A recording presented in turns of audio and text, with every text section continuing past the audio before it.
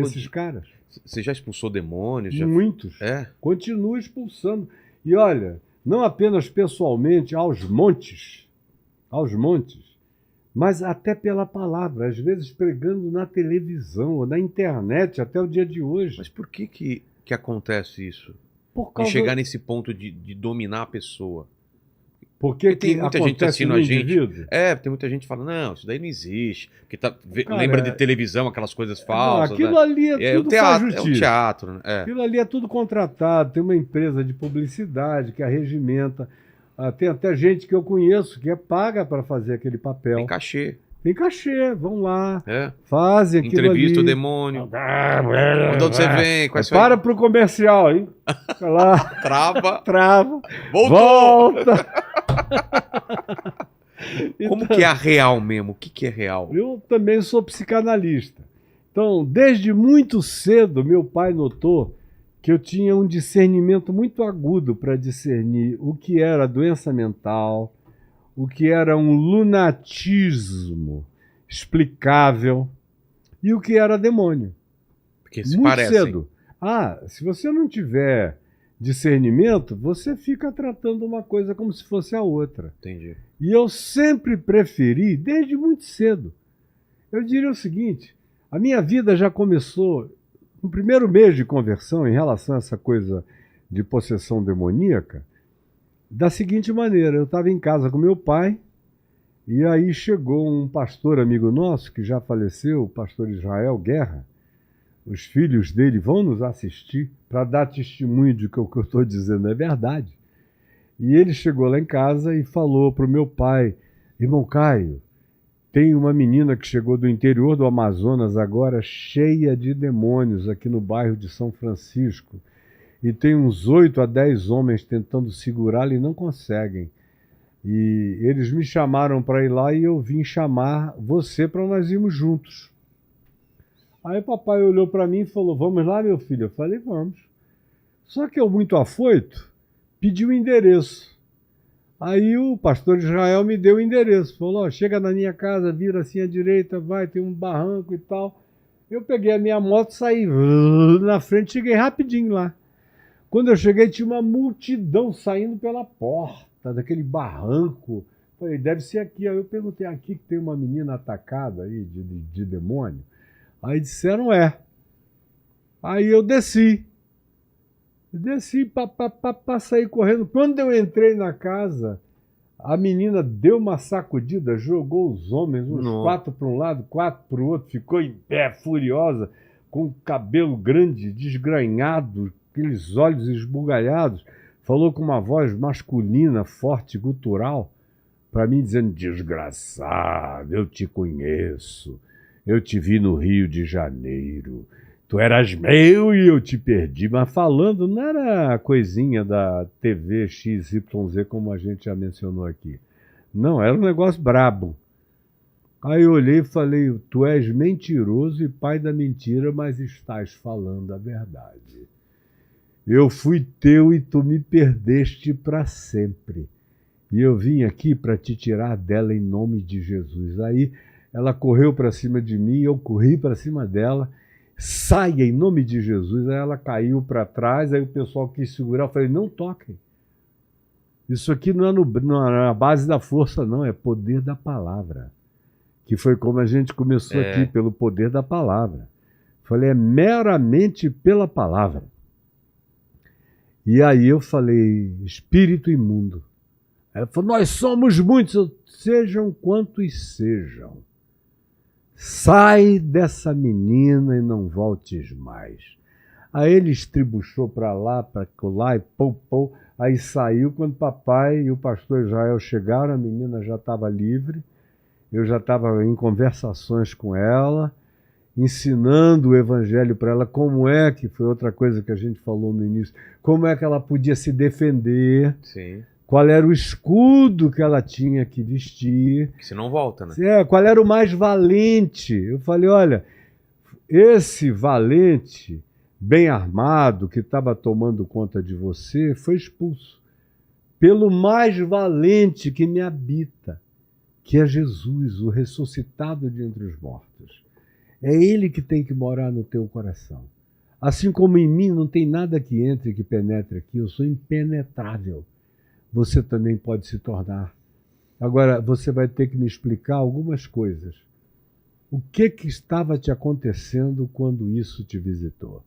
Aí ela me contou que ela estava tendo relações sexuais com um pastor, de um pastor da cidade dela, e que ela vinha numa vida promíscua com esse pastor, e o pastor usando e abusando da garota, falando muito de demônios. Ela foi ficando impressionadíssima com a coisa, o medo dela cresceu imensamente. Na hora que o medo tomou conta dela, aí a coisa toda a devorou. Aí eu a ajudei a se defender e ficamos ali tratando, conversando, ensinando. Depois o pastor Israel ficou visitando e ensinando-a como é que ela iria fazer para arregimentar-se em fé, para não ser nunca mais visitada daquele jeito. Aí eu comecei a ser chamado. Como eu te disse, essas coisas se alastram. E papai já tinha um ministério assim. E papai viu a minha desenvoltura na história. E a gente começou a ser chamado juntos.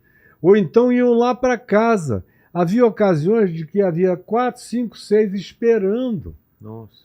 Para a gente libertando e entrando outros, libertando e entrando outros.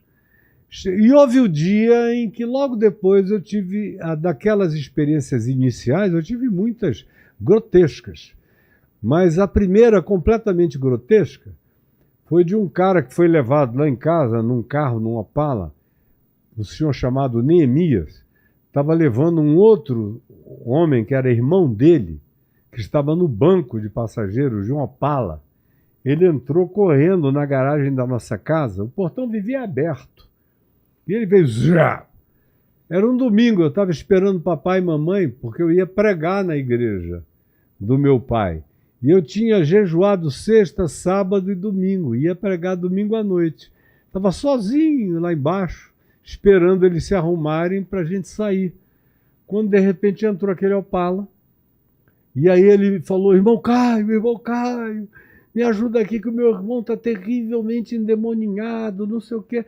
Aí sai esse cara altão, bem mais alto do que eu, grandão. Aí ele veio para cima de mim, eu falei, olhei para ele e falei, sai dele em nome de Jesus.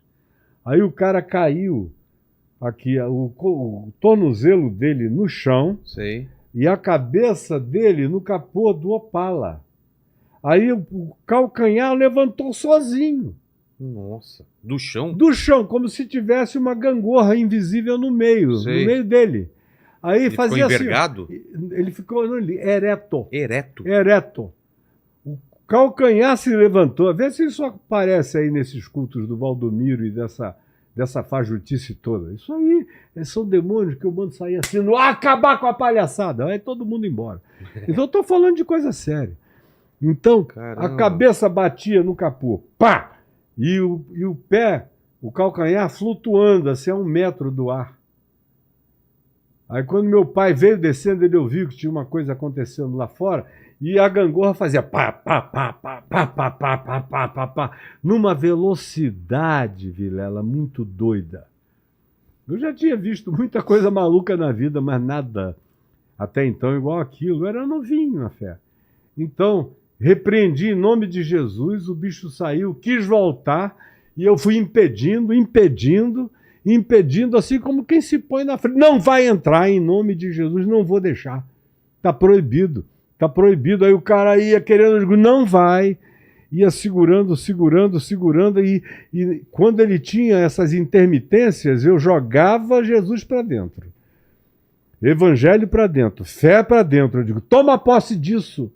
Toma posse disso com a tua lucidez, com a tua consciência. Não abre a guarda, não baixa a guarda. Toma posse, toma posse. Conclusão, a gente chegou bem atrasado lá no culto, mas no dia seguinte ele voltou lá em casa, aí eu gastei um tempo com ele, ensinando-o a se defender daquilo tudo. Aí começou a ter, que foi quando meu pai disse, a gente tem que logo alguns meses depois, a gente tem que alugar um lugar fora daqui. Aí alugamos um lugar na rua Getúlio Vargas que virou um INSS de possesso, doente, endemoninhado, todo tipo de mazela.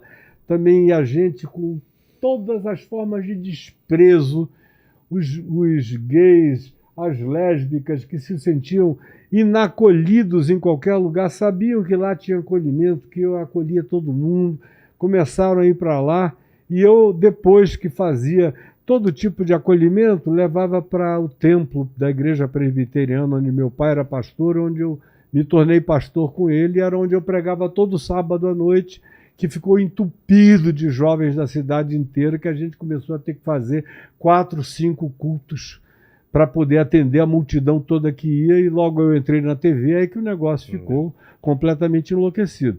Mas eu já encarei tudo, gente armada, endemoninhada. Armada? Armada, com revólver. Vou te matar, eu digo, vai nada, não entra nada aqui em mim não. Você não está vendo? Vê se eu tenho um pingo de medo de você. E o bicho olhava para mim e via que eu não tinha medo mesmo. Como eu não tenho, meu irmão. Eu não sei o que te dizer, mas eu não tenho. Se eu disser que eu tenho, eu estou mentindo. Não tenho medo.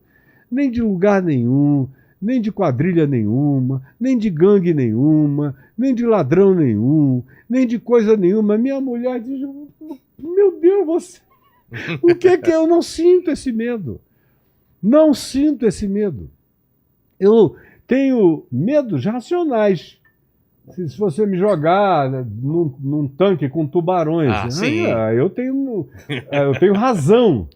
Eu não sou um ser irracional. Agora, de coisas dessa natureza, sobrenatural, aquele que me habita é maior do que aquele que está no mundo. Ou de qualquer outro poder, de qualquer outra natureza. Ou mesmo dos males dos homens. Porque bandido também sente cheiro, é igual o cão. Sente cheiro de cobardia. Vê se você anda com galho dentro ou não, e o meu galho nunca está dentro, meu irmão, nunca. Vou em qualquer lugar na paz, mas vou sem medo de qualquer um. E conheço todos os bandidos da história do Rio de Janeiro, do Brasil, de outros lugares. Alguns me ligam até o dia de hoje. São líderes de facções por aí até o dia de hoje. Me ligam com respeito. Reverendo, não sei o quê e tal. Digo, olha, você tem sido poupado de morrer. Mas houve muitos para os quais eu disse, se você não parar com isso hoje, você vai morrer em uma semana depois o cara estava morto. Eu disse isso para o Flávio Negão, lá de Vigário Geral, se você não